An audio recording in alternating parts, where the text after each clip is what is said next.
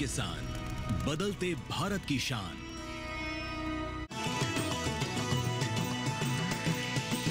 DD किसान, बदलते भारत की शान।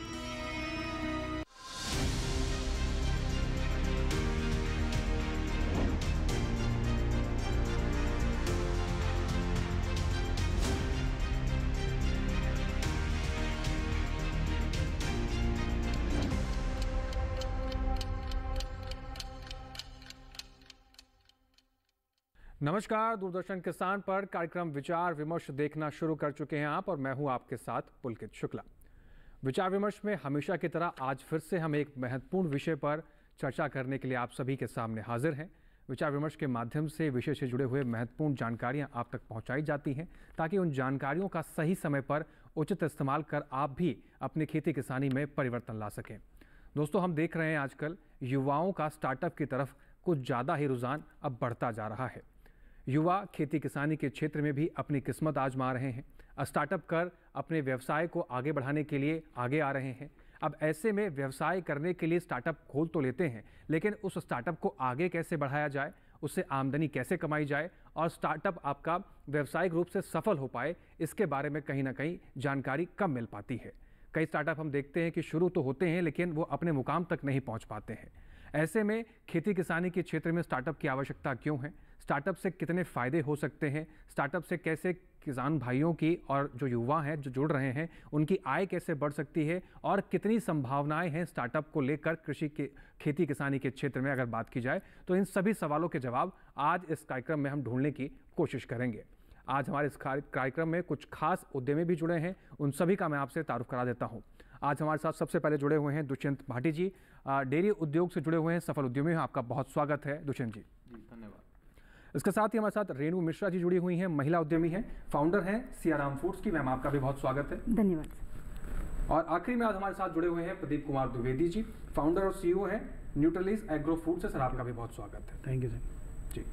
तो आज हम चर्चा कर रहे हैं कृषि स्टार्टअप के बारे में, स्टार्टअप्स कैसे होने चाहिए, किन किन चीज़ों की ज़रूरत होती है, और तमाम ऐसी मूलभूत बातों के बारे में हम जिक्र करेंगे। लेकिन चर्चा की शुरुआत एक विशेष रिपोर्ट से करते हैं। आइए देखते हैं इस पर एक खास रिपोर्ट।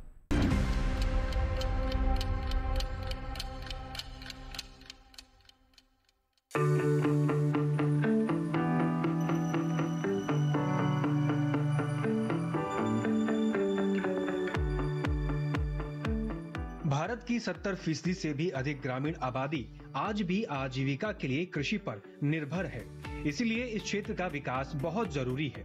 विकास तभी होगा जब खेती आधुनिकता के सांचे में ढलेगी। इस तरह के सांचे में ढलने के लिए नई तकनीक सबसे जरूरी चीज है। कृषि स्टार्टअप नई तकनीक को खेतों तक पहुंचाने में बड़ा योगदान दे रहे हैं। कृषि स्टार्टअप दरअसल एक कंपनी या व्यावसायिक उद्यम है जो खेती को आधुनिक तकनीक की मदद से आसान बनाता है, साथ ही कृषि क्षेत्र की समस्याओं का ज्यादा सटीकता के साथ समाधान भी करता है। भारत में मार्केट लिंकेज कृषि क्षेत्र की बड़ी समस्या है, यानी किसान जो उगाता है उसका सही भाव उसे नहीं मिल पाता। कई स्टार्टअप इस दिशा में काम कर रहे हैं और टेक्नोलॉजी के जरिए किसानों को सीधे बाजार से जोड़ रहे हैं। इसके अलावा कुछ स्टार्टअप उत्पादकता में इजाफा और लागत में कमी लाने की दिशा में भी काम कर रहे हैं। ऐसे स्टार्टअप फसल की पैदावार, बारिश के पैटर्न, कीट संक्रमण और मिट्टी के पोषण जैसी बातों पर नजर रखते हैं और समय रहते इसकी जानकारी किसानों तक पहुंचाते हैं। इसी जानकारी के आधार पर किसान अपने कृषि कामों को अंजाम देकर उन्नत खेती करने में सक्षम हो पा रहे हैं। सटीक कृषि में एग्रीटेक स्टार्टअप की भूमिका बहुत ही महत्वपूर्ण है। ये स्टार्टअप उर्वरक और कीटनाशकों जैसे संसाधनों के उपयोग को ज्यादा सटीक बनाते हैं, यानी इनकी मदद से किसान कम उर्वरकों और कीटनाशकों का इस्तेमाल करके भी ज्यादा उत्पादन ले सकते हैं। इसका मतलब हुआ कि ये स्टार्टअप लागत घटाने, कमाई बढ़ाने और पर्यावरण को सुरक्षित रखने में भी मददगार है। बहुत से स्टार्टअप किसानों के लिए कृषि आदानों और उपकरणों को अधिक किफायती बनाने पर भी काम कर रहे हैं। ये ऑनलाइन बाजार या मोबाइल के माध्यम से उर्वरक, बीज, कृषि उपकरण और दूसरे इनपुट बेचते हैं। कई स्टार्टअप आर्टिफिशियल इंटेलिजेंस की मदद से आपूर्ति और मांग का पूर्वानुमान लगा लेने में सक्षम हो गए हैं। इस तरह का अनुमान बेहतर योजना बनाने और उपज में सुधार लाने का भी काम करता है। भारत ऐसा देश है जहां मौसम की अनिश्चित परिस्थितियां फसलों के लिए खतरा पैदा करती हैं, इसलिए ऐसा अनुमान बड़ा परिवर्तन ला सकते हैं। भारत में किसानों को आमतौर पर सही बाजारों तक पहुंचने में मुश्किल होती है। यही कारण है कि उन्हें फसलों का सही दाम भी नहीं मिल पाता। बहुत से स्टार्टअप किसानों को सीधे खरीदारों से जोड़ने का काम कर रहे हैं। इस तरह फसल की बिक्री में पारदर्शिता आती है, बिचौलियों की भूमिका खत्म हो जाती है और किसानों को पूरे का पूरा लाभ मिल जाता है। कई स्टार्टअप उपज गुणवत्ता प्रबंधन के क्षेत्र में जबरदस्त काम कर रहे हैं। इस तरह हम कह सकते हैं कि एग्रीटेक स्टार्टअप आर्टिफिशियल इंटेलिजेंस और मशीन लर्निंग का इस्तेमाल करते हुए कृषि पद्धतियों को एकीकृत कर रहे हैं और कृषि के लिए नए युग की शुरुआत भी।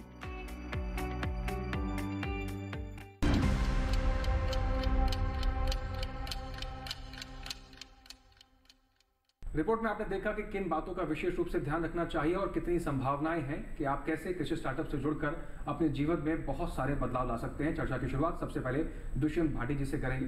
दुष्यंत भाटी जी, आपके बारे में पढ़ते समय मैंने जाना कि आप विदेश से पढ़कर आए, आपने MBA किया, आपके पास एक अच्छा मौका था, विदेश में रहकर अच्छी खासी आप नौकरी कर सकते थे, लेकिन आपने वापस आकर एक उद्यमी के रूप में अपने करियर की शुरुआत करी।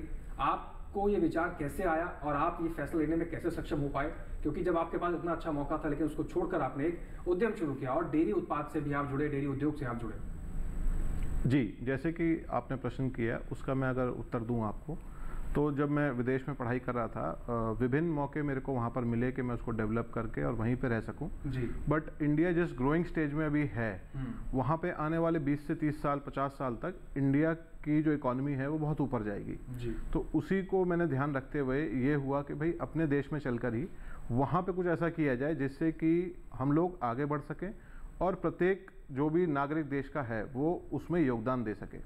तो मेरे जहन में ये बात आई कि भाई या तो यहाँ पे आके कोई ना कोई टेक्निकल कोर्स, जैसे मैंने MBA किया था मार्केटिंग में, तो मुझे था कि भाई प्रोडक्ट सेल्स ही कहीं ना कहीं करनी है। बट लेकिन समहाउ मेरी लाइफ में कुछ मेरे को अपॉर्चुनिटीज़ मिली, तो उसमें एक डेयरी फार्म की मुझे अपॉर्चुनिटी मिली 2015 में, जिसमें मैंने प्लानिंग करना शुरू करी और मेरे को महसूस हुआ कि जो शहर में आज दूध अच्छा क्वालिटी का न मिलना सबसे बड़ी समस्या वो है, और अगर अच्छा मिल भी रहा है तो वो बहुत समय के साथ मिल रहा है आपको। जैसे कि मानिए कि इंस्टेंट पहले पद्धति गांव में हमारे यहाँ होती थी कि शाम को दूधान हुआ और 2 घंटे में 4 घंटे में शहर के अंदर डेयरी के माध्यम से दूध उपभोक्ताओं तक पहुंचता था। तो उस चीज़ को मद्देनज़र रखते हुए मैंने ये प्लान किया कि भाई डेयरी फार्म खोला जाए, वो भी एक बहुत ही आधुनिकीकरण के साथ खोला जाए जिसमें कि पूरा ऑटोमेशन हो और विदाउट हैंड टच मिल्किंग हो। तो उससे क्या बेनिफिट होगा कि जो हमारे मिल्क की क्वालिटी है, और मिल्क एक न्यूक्लियस है, बहुत से पदार्थ जो प्रोडक्ट्स आज मार्केट में अवेलेबल हैं उसकी न्यूक्लियस या जो उसका बेस है वो मिल्क है। चाहे आप उसको जितने भी सेक्शंस आप देखेंगे, जैसे मिल्क है, मिल्क प्रोडक्ट्स हैं, उसकी स्वीट्स के साथ है, और जो भी हम आज भोजन करते हैं उसमें भी अधिकतर चीज़ें वेज में जैसे पनीर है, तो वो सब दूध से ही बनता है। तो दूध की बहुत बड़ी समस्या एक आज की डेट में उत्पन्न हुई है कि भाई दूध अच्छी क्वालिटी का ना मिलना।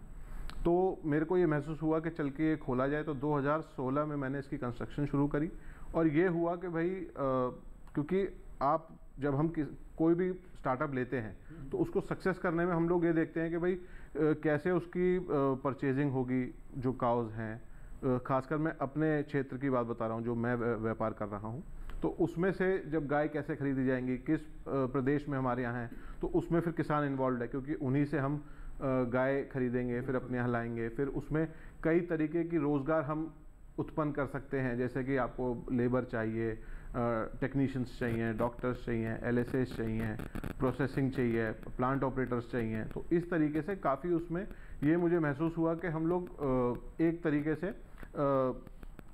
एम्प्लॉयमेंट भी क्रिएट कर सकते हैं। तो वो चीज़ हमने देखी। फिर 2016 में मैंने इसकी कंस्ट्रक्शन शुरू करी, तो कुछ कंट्री में अपनी में भी और बाहर से भी कुछ टेक्नोलॉजी हमने प्रिक्योर करी, जैसे इजराइल से हमने, क्योंकि एग्रीकल्चर के क्षेत्र में इजराइल का नाम अच्छा है, तो वहाँ से एफीमिल कंपनी है, उससे हमारा टाई अप हुआ, तो उनसे हमने मशीन्स वगैरह ली। तो फिर दुष्यंत जी, मैं आपके जो व्यवसाय है, जो आपका स्टार्टअप है, उसके बारे में विस्तार से जानकारी लूंगा। फिलहाल मैं रेणु जी का मैं रुख कर लेता हूँ। जी जी जी। रेणु जी, आप एक महिला उद्यमी हैं। महिलाओं के तौर पर अगर देखा जाए खेती किसानी के क्षेत्र में, तो एक हमेशा से एक बहुत अहम योगदान रहा है। और महिलाएं जिस तरीके से अब खेती किसानी से जुड़ रही हैं, हमने देखा है कि कई घरों में बात अगर हम मिलेट्स की कर लेते हैं तो कई फूड प्रोसेसिंग यूनिट्स घरों से ही चल रही हैं, FPO के माध्यम से महिलाएं जुड़ रही हैं। महिला उद्यमी के तौर पर आप कृषि स्टार्टअप को कैसे देखती हैं? सर, जैसे हमारे को पैनलिस्ट ने कहा कि वो विदेश से फिर यहाँ पर इंडिया आए, उन्होंने सोचा कि नहीं, हमारे यहाँ पर भी स्कोप है, तो हम क्यों नहीं अपने देश में ही जाके ये काम किया है। वैसे ही मेरी थिंकिंग सर, मैंने लॉकडाउन में सोचना शुरू किया, क्योंकि लॉकडाउन में हमारे पास समय था। मेरे तो वैसे चल रहा था, जो भी काम कर रही थी या व्यवसाय कर रही थी, जो भी था वो चल रहा था साइड बाई साइड, और उसमें सोचने की कोई भी स्कोप नहीं था कि हमें कुछ चेंज भी करना है या अपने लाइफ को हमने कहीं और भी कुछ करना है या मोड़ना है, कुछ नहीं था स्कोप। लेकिन जब लॉकडाउन लगा तो हमारे पास समय ही समय था, तब मैंने सोचना शुरू किया, क्योंकि बिहार की स्थिति सर कहीं ना कहीं बहुत ख़राब है। और जब मैं दिल्ली में रह रही थी, तो हमें पता चला माइग्रेंट्स लेबर सारे सब अपने गांव की तरफ, किसान की तरफ, सब किसान जा रहे हैं, वापस जा रहे हैं। तब मैंने सब सोचना शुरू किया कि सही मायने में कि इनके लिए मैं क्या कर सकती हूँ, कि मैं क्या करूं कि ये अगर वहाँ जा रहे हैं तो इनको रोजगार मिले जी। तो मेरे तो यही थिंकिंग। तो फिर मैंने सर्च किया कि मैं कहाँ से बिलोंग करती हूँ, बिहार से। तो बिहार से हम क्यों आए, क्योंकि हमारे पास कुछ वहाँ रोजगार नहीं है, इसलिए हमें यहाँ आके बसना पड़ा। हम रोजगार कर रहे हैं, ठीक है, लेकिन जिनके पास स्कोप नहीं है, जो आ रहे हैं, वो क्या कर रहे हैं। जब मैंने सोचा 6 महीने तक मेरे इसमें R&D किया कि मैं क्या कर सकती हूँ, और बिहार का तब मुझे पता चला कि बिहार का बहुत रिच प्रोडक्ट है मखाना, तो उसमें हम काम कर सकते हैं, इसको हम वर्ल्ड वाइड इसको रीच कर सकते हैं। तो ये कौन करेगा, अनस्किल्ड तो वो नहीं कर सकते। अगर हम स्किल्ड है और अनस्किल्ड दोनों अगर मिल के अगर कुछ काम करें तो इसको हम काफ़ी व्यापक रूप में पहुंचा सकते हैं। जिसमें हमारा अपना बिहार का भी उन्नति होगा, उसके देश की भी उन्नति होगी, किसान भी और हम भी खुश, तो सभी का इसके देश की उन्नति होगी। तो मेरे ये दिमाग में आया, फिर मैंने इसको काम को ये करना शुरू किया। बिल्कुल।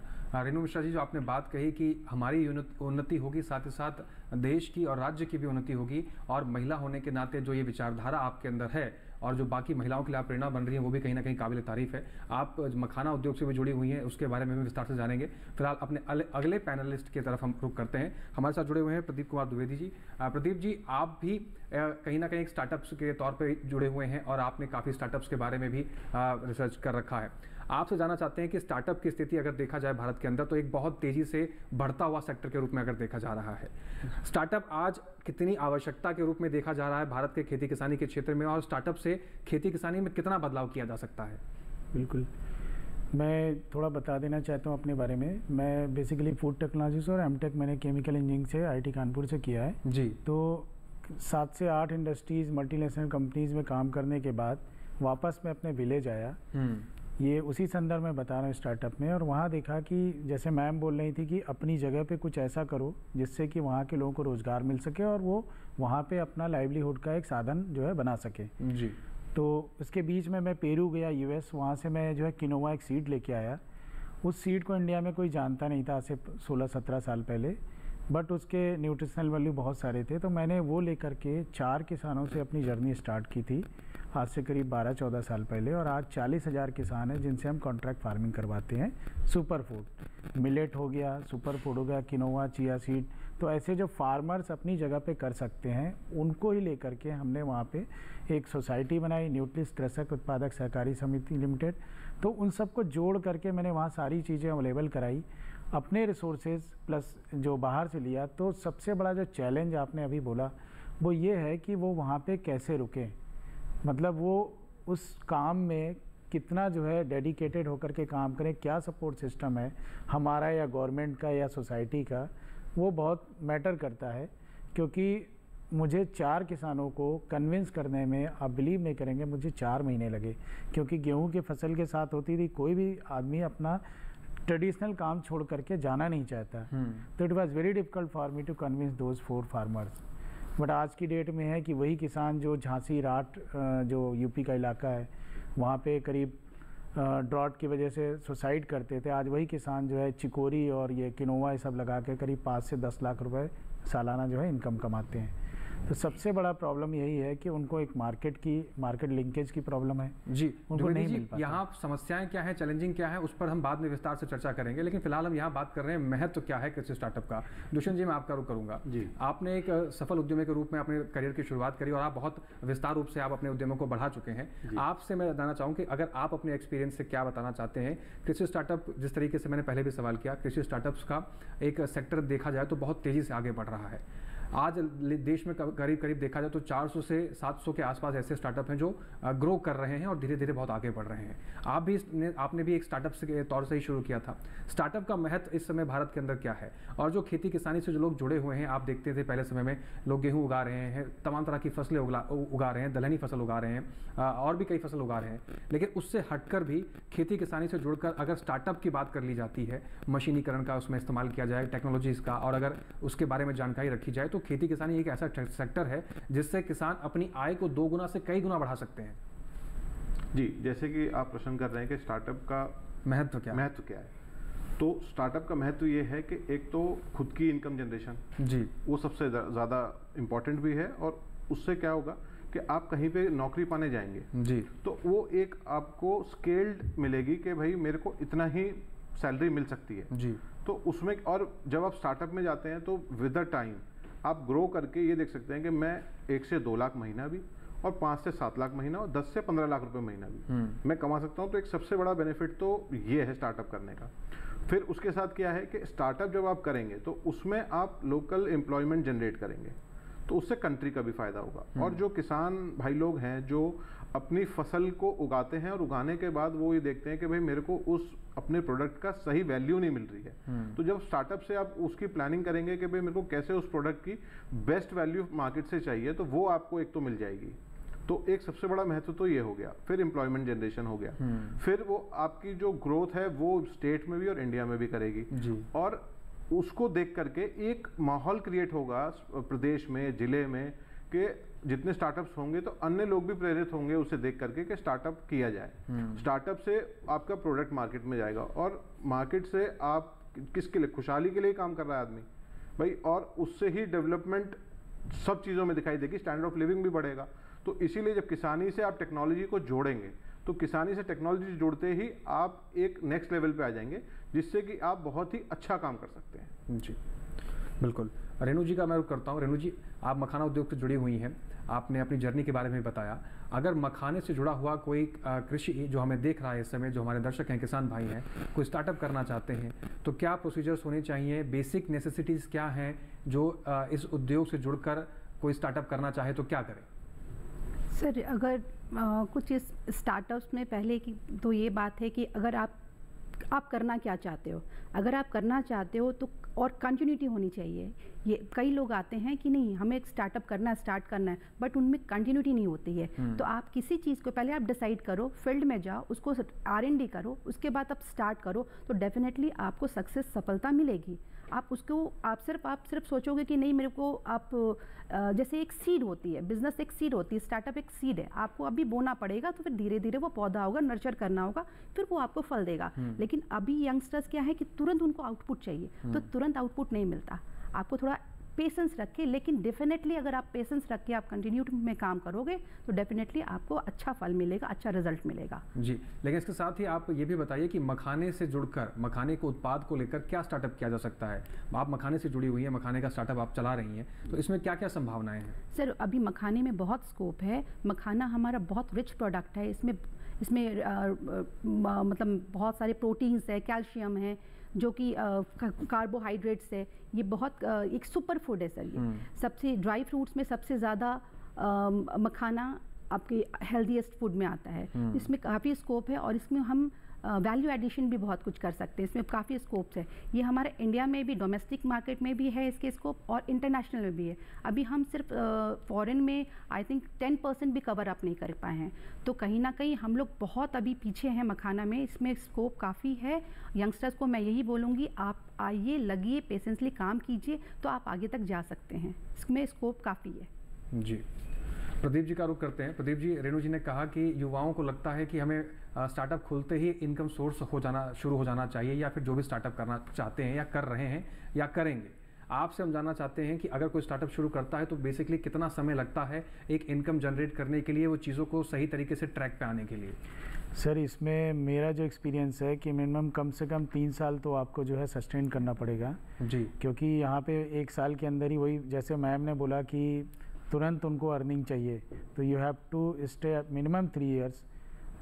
3 साल से लेके 5 साल तक आपको लगता है अपने आप को इस्टेब्लिश करने में, चीज़ों को समझने में। तो मेरा तो एक ये कहना है कि सस्टेनेबिलिटी वाली बात है कि आप जो भी काम पकड़ें उसको आप ले करके एंड तक जाएं, उसके सारे प्रोस एंड कॉन्स को समझें, देन उसमें इंटर हों। और एक जो सबसे बड़ी बात है कि जैसे फार्मर्स की बात हुई या यंगस्टर्स की बात हुई, तो आज के टाइम में डिजिटल मीडिया में जो है इनोवेशन का बहुत वो है कि आप क्या ऐसा इनोवेटिव करें कि वहीं उसकी जो वैल्यू एडिशन हो जाए और उसकी कॉस्ट बढ़ जाए। आज मखाना 1200 रुपये 1000 रुपये किलो है, जैसे मैम की बात को बोल रहा हूँ, तो क्या इसमें वैल्यू एडिशन कर दें कि उसी मखाने की कीमत 4000 या 5000 रुपये हो जाए। तो बहुत सारे ऐसे प्रोडक्ट हैं, प्रोडक्ट लाइन है जिसमें कि हम कुछ प्राइमरी प्रोसेसिंग यूनिट्स अपने फार्मर्स के लिए उनकी जगह पे लगा करके उनको वैल्यू एडिशन का तरीका बता करके हम इसको बढ़ा सकते हैं। और देखिए, इस कार्यक्रम की खास बात एक ये भी है कि जो बात दुष्यंत जी को सीखने में 4 साल लग गई, उनके अनुभव से हमने 1 सेकंड में ये बात आप तक पहुंचा दी। तो कहीं ना कहीं विचार विमर्श में इस बातों का भी बहुत अहम होता है कि आपको उनके अनुभव से बहुत कुछ सीखने को मिलता है, बहुत कुछ जानने को मिलता है, जिससे आपके उद्यमों में आपको आगे बढ़ाने में बहुत सारी बातें मददगार साबित होती हैं। चर्चा को आगे बढ़ाएंगे, और भी ऐसे तमाम सवाल हैं जिनका जवाब अपने खास पैनल से लेंगे। तब तक यहाँ पर रुकेंगे एक छोटे से ब्रेक के लिए। आप बने रहें और देखते रहें दूरदर्शन के साथ।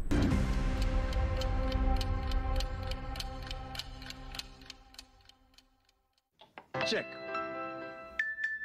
जाना पड़ेगा। अरे गेम छोड़ के 1 महीना हो गया कंप्लेंट किए हुए, बैंक रिफंड ही नहीं कर रहा है। कंप्लेंट करनी है। अरे बैठिए बैठिए, यहीं से कर लीजिए आरबीआई के ऑम्बुड्समैन को। कैसे? आरबीआई अधिकृत बैंक, एनबीएफसी या डिजिटल लेन देन के जितने भी प्लेटफॉर्म्स हैं, उनकी शिकायत आप कर सकते हैं घर बैठे बैठे आरबीआई के सीएमएस पोर्टल पर। ये हो गया चेकमेट। कंप्लेंट करेंगे क्या?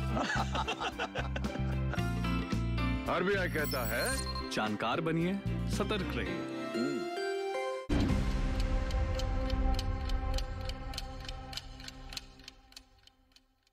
ब्रेक के बाद एक बार फिर से आप सभी का स्वागत है। आप सभी देख रहे हैं कार्यक्रम विचार विमर्श। आज एक बहुत महत्वपूर्ण विषय पर आप चर्चा कर रहे हैं।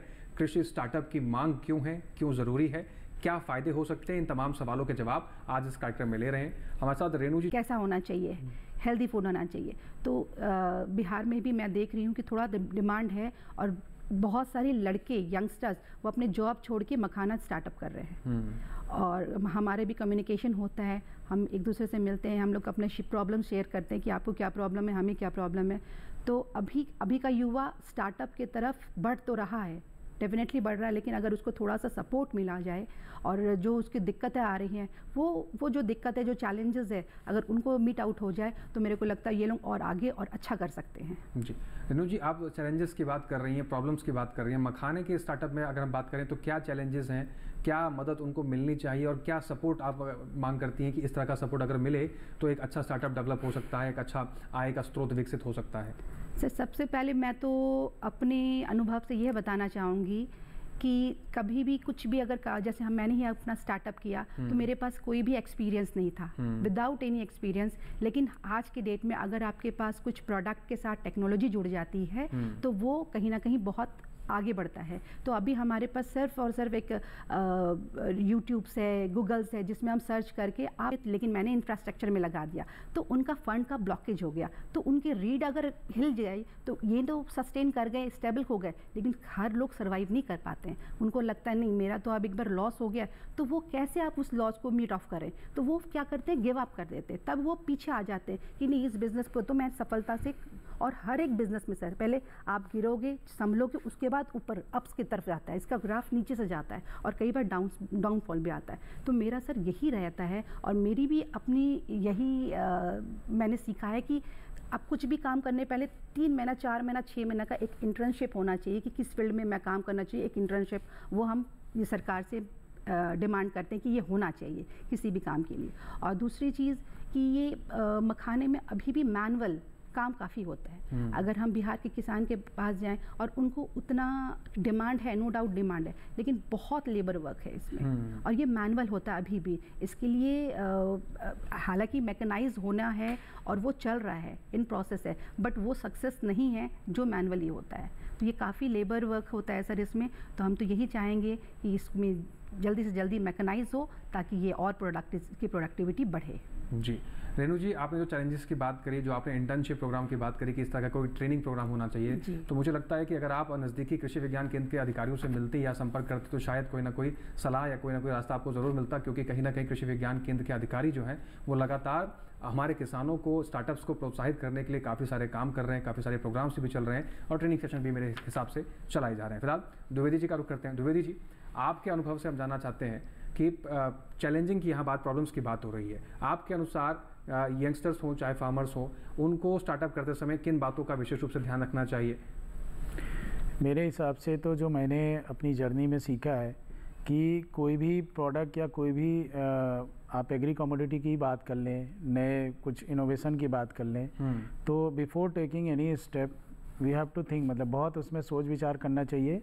और ये मेरा एक्सपीरियंस है कि मार्केट की नीड बेसिस पे ही काम करना चाहिए कि मार्केट में क्या नीड है। जैसे मैं एक छोटा एग्जांपल लेता हूँ कि अभी बाटी जी ने मिल्क की बात की, तो हमने पूरा मार्केट सर्वे किया, सारा देखा, तो जितना भी मिल्क आ रहा है उसमें बहुत एडल्ट्रेशन है, मतलब हम परसेंटेज नहीं डिफाइन कर सकते, इतना एडल्ट्रेशन है। तो हमने पूरा मार्केट सर्वे किया कि भाई क्या कर सकते हैं कि पर्सन को वहीं पे पता चल जाए कि इसमें क्या मिलावट है। तो हमने उसके लिए एक पेपर बेस स्ट्रिप बनाई है, 8 एडल्ट्रेंट इमीडिएट उसमें जो है आप 1 ड्रॉप मिल्क की डालेंगे तुरंत पता चल जाएगा। तो वो हमने DRDO के साथ मिल करके करीब 1 ईयर रिसर्च करके उसको मार्केट में लेके आ रहे हैं। अमूल और ये सारी कंपनियों के साथ हम लोग कोशिश कर रहे हैं टाई अप करने का। तो जो नीड बेस, आवश्यकता क्या है किसकी और वो कहाँ पे जा सकता है, उसके बेस पे हमें अपने स्टेप्स को जो है डिफाइन करना चाहिए, ना कि हम जोश में आकर के काम करें।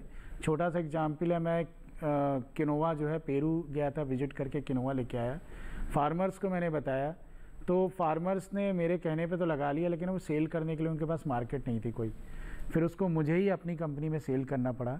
प्लस अभी जैसे हुआ कि हम उनको क्या टेक्नोलॉजी से ऐड ऑन कर दें कि उनको वहीं पे फ़ायदा हो। तो अब वो पहले मैनुअल प्रोसेस करते थे, अब टेक्नोलॉजी का इनपुट हुआ तो हमने उनके लिए प्राइमरी प्रोसेसिंग यूनिट लगा दी। आज जो उनका 150 रुपये किलो जाता था, आज वो जो है 200-250 रुपये किलो जाता है। तो टेक्नोलॉजी का इनपुट बहुत ज़रूरी है और पिछले 10 साल में एक ये बहुत बड़ा बूम आया है कि स्टार्टअप और टेक्नोलॉजी को ले करके, अभी तक जैसे हम लोग सोचते थे digital, electronics, computer science, AI ये सब, तो अभी सेम थिंग अगर आप एग्रीकल्चर में जाएंगे तो बहुत गहरे लेवल तक इसका जो है युवाओं ने जो है इसका उपयोग किया और बहुत ऐसे प्रोडक्ट लेकर के आ रहे हैं जो कि हमारे विलेज में ही तैयार हो रहे हैं और वो जा कर के एक्सपोर्ट में भी जा रहे हैं, बहुत सारी कंट्रीज़ उनको ले रही है।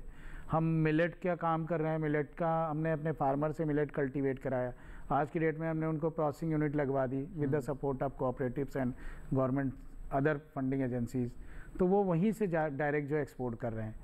तो अभी थोड़ा सा समय बदला है, यंगस्टर जो है अपनी जगह पे काम करना चाहते हैं, तो उनके लिए जो सुविधाएं हैं, जो टेक्नोलॉजी है, आपके माध्यम से भी सारी चीज़ें जो है वो उनको उन्हीं के जगह पे मिले, तो ये इनकरेजिंग स्टेप होगा मेरे हिसाब से। बिल्कुल ठीक है।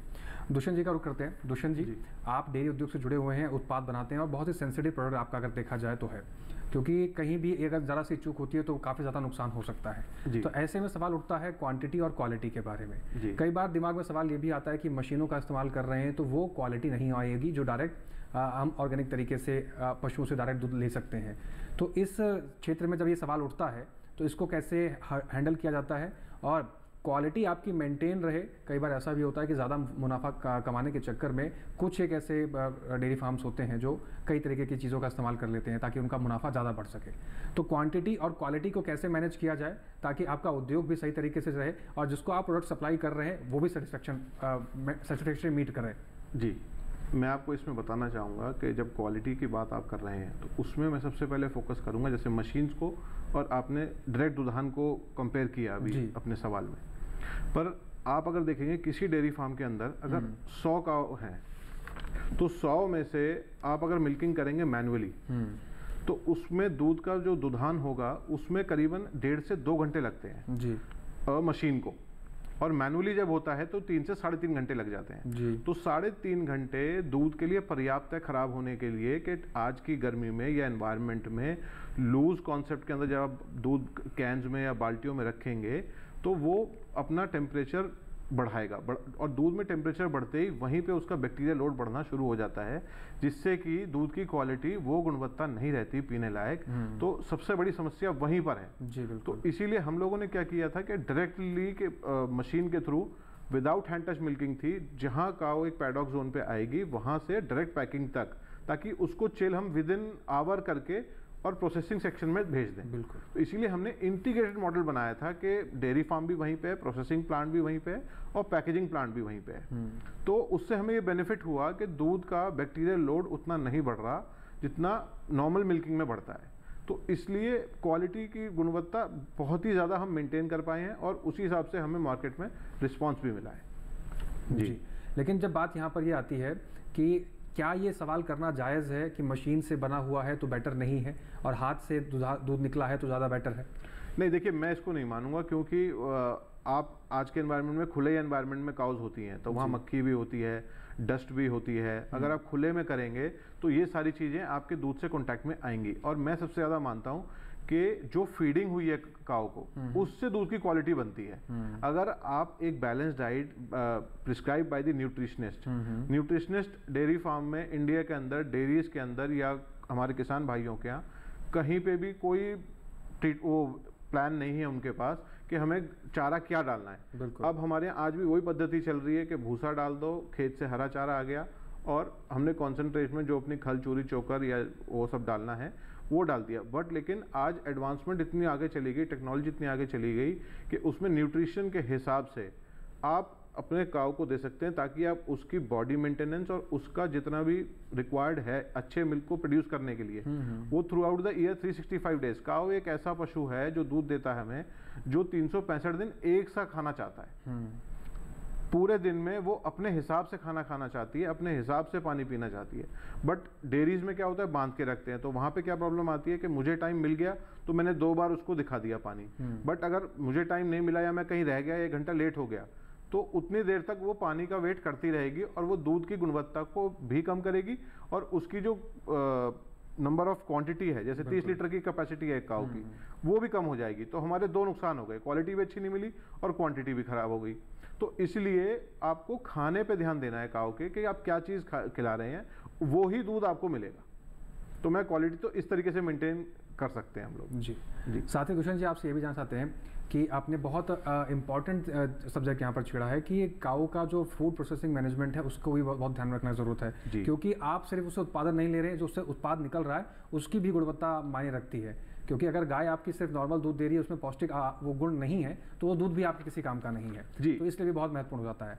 इसमें मैं आपसे जानना चाहता हूँ कि जब आपने वो उद्योग लगाया तो उसकी सीड फंडिंग कैसे मैनेज करी, और अगर कोई दर्शक हमारा या कोई किसान भाई या कोई युवा डेयरी उद्योग से जुड़ना चाहता है तो वो सीड फंडिंग करते हुए कौन सी बातों का ध्यान रखे, कैसे सीड फंडिंग करे, और शुरुआती तौर पर कितनी सीड फंडिंग की आवश्यकता है और आगे बैकअप प्लान क्या होना चाहिए? देखिए, जैसे पहले हम लोगों ने स्टार्टिंग करी थी तो सबसे पहले मैंने आपको बताया था अभी कि अपना इंफ्रा हम लोगों ने बना लिया। इंफ्रा बनाने के बाद हम लोग जितने भी किसान भाई हैं हमारे, जिन्होंने काउस को रखा है, बफलोस को रखा है, उनसे हम लोगों ने अपना विचार विमर्श किया कि भाई हम लोग क्या ले सकते हैं। तो हमने वहाँ से अच्छी बातें सीखी कि जो हमारी काम की चीज़ें हमने वो ली।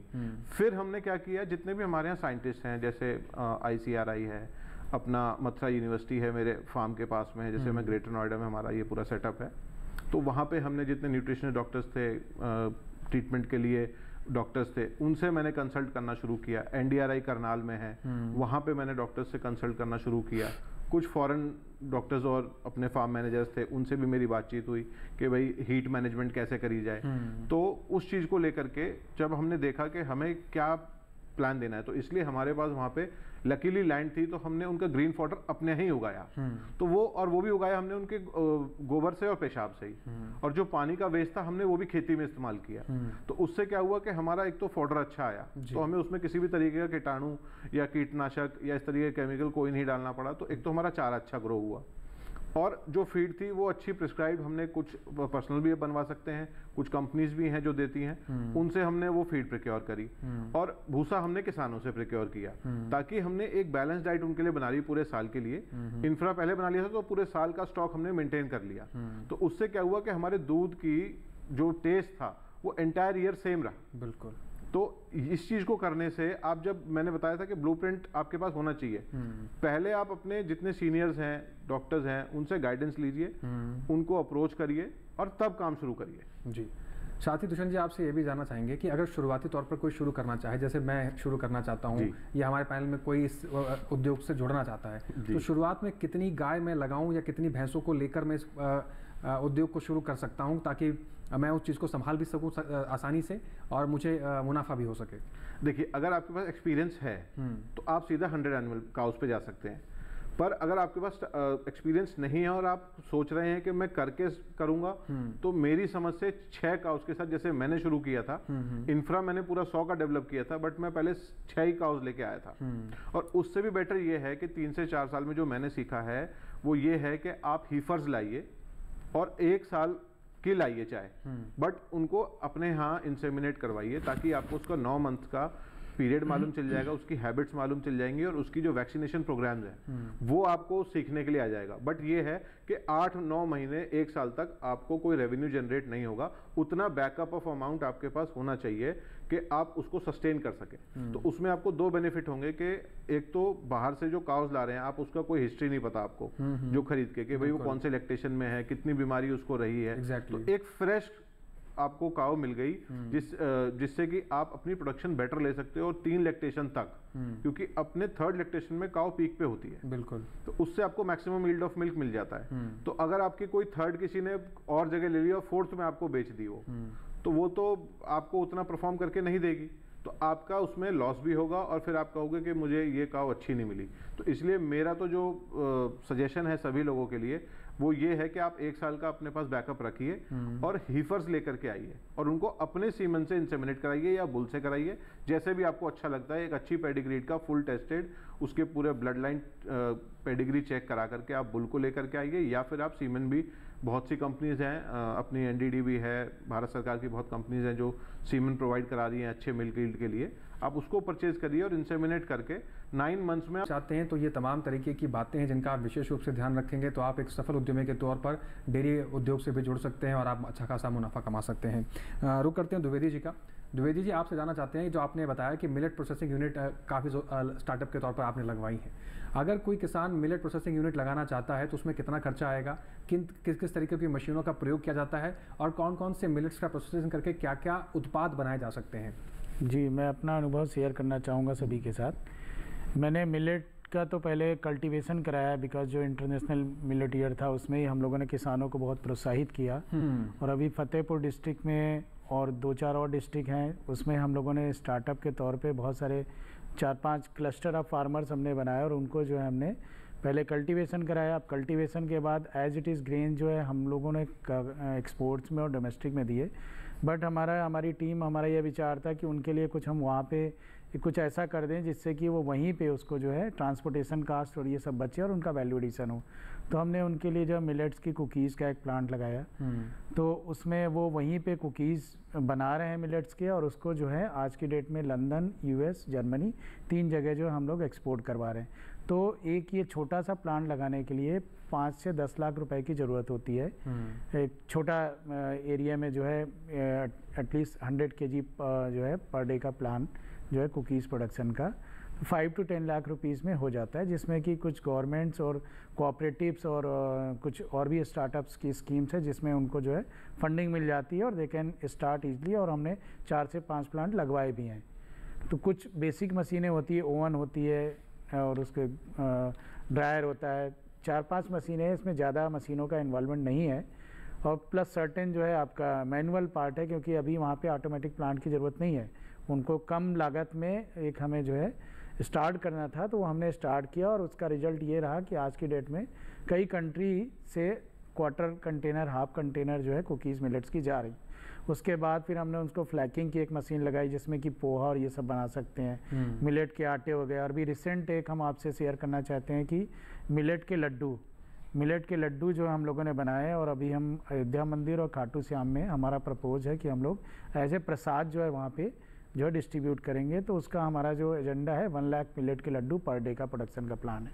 तो ये बना तो रहे हैं, लेकिन उसको बेचने के लिए हमें पॉइंट्स भी देखने पड़ेंगे कि हम कहाँ पे मार्केट में पेनिट्रेट हो सकते हैं, जिससे कि आगे माल की सप्लाई और बैकएंड में उनको जो है एक रोज़गार मिले और कंसिस्टेंसी मिले कंटिन्यूस काम करने के लिए। जी बिल्कुल, बहुत महत्वपूर्ण बात आपने बताई है। और जिस तरीके से आप देख रहे हैं कि मिलेट्स का जो उत्पाद है वो कहीं ना कहीं उसकी जो मांग है वो दिन ब दिन उसमें कहीं ना कहीं बढ़ोतरी देखने को मिल रही है। और ऐसा उत्पाद है जिससे आपके सारे पौष्टिक जो गुणवत्ता है वो भी आपके शरीर में पूर्ति होती है। और इसके सेवन से आपको काफ़ी ज़्यादा सेहत के तौर पर देखा जाए तो काफ़ी ज़्यादा लाभदायक चीज़ मिलेट्स के रूप में देखी जा रही है। और इसकी जिस तरीके से प्रोसेसिंग यूनिट लगाई जा रही है उससे भी आप मुनाफा कमा सकते हैं। चर्चा को आगे बढ़ाएंगे और भी ऐसे तमाम इंटरेस्टिंग जानकारियाँ हैं जो हमारे जो खास पैनल इनसे लेंगे। लेकिन यहाँ एक ब्रेक के लिए रुकना होगा, तब तक आप बने रहें और देखते रहें दूरदर्शन के साथ।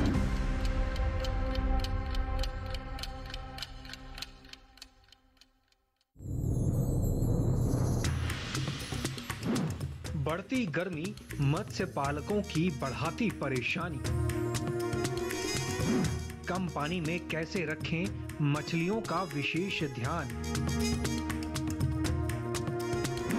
गर्मियों में क्या है जल की रानी की समस्या और समाधान। देखिए गर्मी में मत्स्य पालन और प्रबंधन कार्यक्रम अपना पशु चिकित्सक में लाइव इस रविवार शाम 6:30 पर सिर्फ दूरदर्शन किसान पर।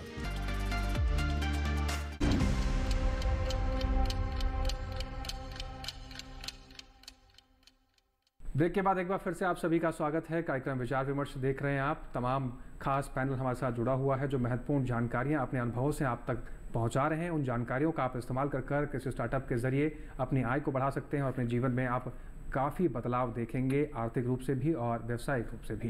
डॉक्टर रेणु जी का रुख करते हैं। रेणु जी, आपसे हम जानना चाहते हैं कि जो आपका स्टार्टअप है बेसिकली वो स्टार्टअप क्या है, उसकी फंक्शनिंग क्या है, उसके बारे में थोड़ा सा बताइए। मेरा स्टार्टअप मखाने का है।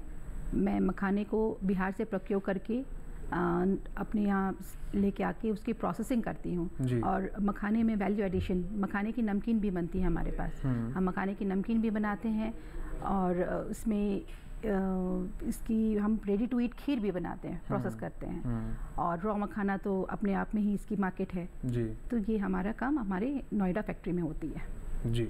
अगर इस तरीका का काम कोई शुरू करना चाहता है या कोई उद्योग लगाना चाहता है तो उसको कितना स्टार्टिंग में खर्चा आ सकता है? सर इसके लिए मुझे लगता है कि आप कम बजट में भी आप काम अपना शुरू कर सकते हो। पहले अपना मार्केट बेस बना लो कि मार्केटिंग कहाँ है, आपकी स्ट्रैटेजी क्या होगी, आपकी जो कस्टमर्स है वो उसकी क्या क्वालिटी मेंटेन करना है आपको, तो उसी हिसाब से आप प्रोक्योर करो। जितना बजट रहेगा आप उस हिसाब से प्रोक्योरमेंट करके कम से कम, इसमें बहुत ज़्यादा मैकेनाइज की ज़रूरत ही नहीं है, मशीन्स की ज़रूरत ही नहीं है। आप अपनी शॉर्ट पैकिंग में भी कर सकते हो, इवन आप घर पे भी स्टार्ट कर सकते हो ये काम।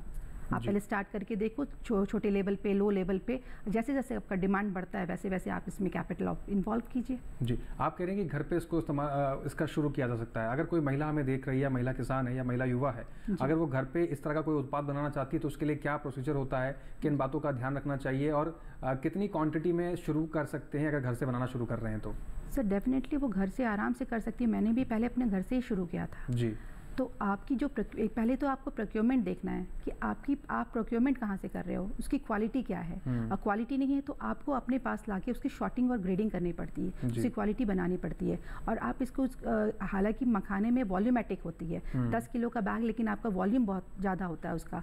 तो उसको वो डिपेंड करता है कि आप, जैसे मैंने अगर पहले लगा लिया बहुत ज़्यादा कि 10 बैग्स या 100 किलो से शुरू किया, लेकिन उसके बाद फिर मेरी देन व्हाट, आप मार्केट कहाँ जाओगे? तो आप मार्केट के हिसाब से आप कम क्वांटिटी में 50 किलो 100 किलो तक आप लेके आप उसकी छोटी छोटी पैकेजिंग करके आप मार्केट में जा सकते हो, दिखा सकते हो कि हाँ हमारी ये पैकेट्स है। आप घर पे भी रोस्ट कर सकते हो थोड़ी क्वांटिटी में, जैसे डिमांड आएगा। उसके बाद मैकेनाइज है, फिर आप मशीन्स में जाइए।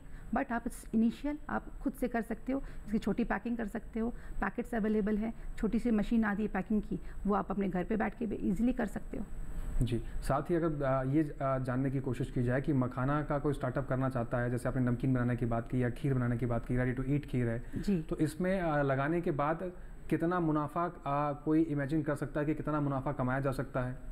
सर मुनाफा तो अगर किसी प्रोडक्ट में आपने वैल्यू एडिशन किया है, उसको अगर वो 100 रुपीज़ की चीज़ है और आपको इसकी कॉस्टिंग ही अगर आप उसमें और ऐड कर रहे हो 100, तो डेफिनेटली हमारी कॉस्टिंग आ गई 200 रुपये की।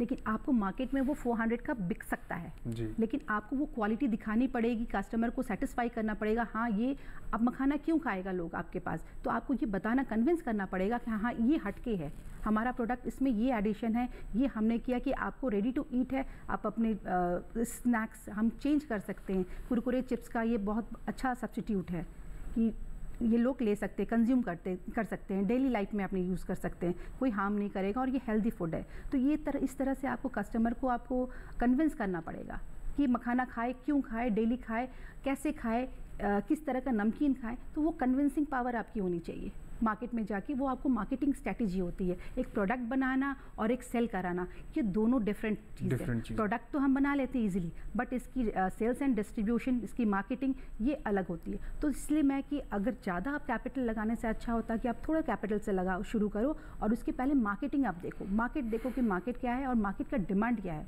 मार्केट क्या मांग रहा है। वो कम कॉस्ट में मांग रहा है कि वो 400 रुपये में क्या लेने को तैयार है कि वो 200 रुपये वाला ही मार्केट है। तो मार्केट स्टडी करके ही आपको उस मार्केट में उस हिसाब से पर फ्लो करना है। जी ठीक है, दुष्यंत जी का रुख करते हैं। दुष्यंत जी, यहाँ बात हो रही है मार्केटिंग और स्ट्रेटेजी की। बिल्कुल अब इस मुद्दे पर बात करना बहुत ज़रूरी हो गया है, क्योंकि आपने अपना सेटअप शुरू कर लिया, अपना आइडिया जनरेशन कर लिया, आपने इंफ्रास्ट्रक्चर डेवलप कर लिया, आपने प्रोडक्ट्स अवेलेबल कर लिए, लेकिन अब बात आती है कि आपको जो उत्पादन मिला है उसका कॉस्ट वसूला जाए, मार्केट तक पहुंचा जाए। तो कैसे मार्केट तक अपने प्रोडक्ट्स को पहुंचाएं, कंज्यूमर को कैसे रीच आउट करें और कैसे अपने उस पूरे प्रोसीजर में जो आपकी मेहनत लगी है, जो आपकी कॉस्टिंग लगी है, उसको कैसे समझा जाए कि अब इस तरीके से वैल्यू इसकी हम फिक्स करें ताकि इस तरीके से हमें मुनाफा भी हो सके और हमारा जो प्रोडक्ट है वो ख़राब होने के बजाय मार्केट में पूरी तरीके से सेल आउट हो और हमारी सेल और बढ़े। जी, मैं इसमें आपको ये बताना चाहूँगा कि डेयरी एक ऐसा इंडस्ट्री है जिसके अंदर आपको एक इंटीग्रेशन मॉडल आज की डेट में बनाना पड़ेगा। जी, वो कैसे? क्योंकि फार्मर्स हैं, वहाँ पे दूध प्रोड्यूस हो रहा है, फिर उसको प्रोक्योर कोई और कर रहा है, जी, फिर प्रोक्योरमेंट करने के बाद उसकी मार्केटिंग और मैनेजमेंट कोई और कर रहा है, जी, फिर वो एंड यूजर पे पहुँचती है या बाय सम अदर ग्रुप्स हैं जो खरीदते हैं उसको और उससे स्वीट्स या अदर चीज़ें बना लेते हैं। तो हम लोगों ने क्या किया था कि फर्स्ट 3 इयर्स हम लोगों ने भी बस डेयरी फार्म लगाया था और इनिशियली हम लोगों ने प्लान किया था कि हम लोग फार्म टू होम कॉन्सेप्ट में ग्लास बॉटल को मार्केट के अंदर सेल करेंगे होम डिलीवरी के थ्रू। तो वहाँ पे हमारा ठीक चल गया काम। उसमें हम लोगों ने 300-350 कस्टमर्स हमारे फर्स्ट 2 इयर्स में ही जनरेट हो गए बाय मार्केटिंग। हम लोगों ने 1-to-1 मार्केटिंग करी, जितने भी पब्लिक प्लेसेस हैं उसके वहाँ पे स्पेस ले करके उसका चार्ज दे करके हमने वहाँ मार्केटिंग करी, लोगों को अपने बारे में बताया, अपनी छोटी छोटी वीडियोस बनवाई फार्म की, अपने प्रोसेसिंग की, अपने हाइजीन सिस्टम की, तो उसको बना करके हमने अपने सोशल मीडिया प्लेटफॉर्म्स पे डाला। जो लोग हमें इंटरेक्ट करने आते थे उनको हमने दिखाया, तो उनको हमारे अंदर एक विश्वास जमने लगा कि ये कंपनी ठीक काम कर रही है और इनको ग्रो कराना चाहिए। तो काफ़ी लोगों ने हमारी मदद भी करी और हमें सपोर्ट भी किया।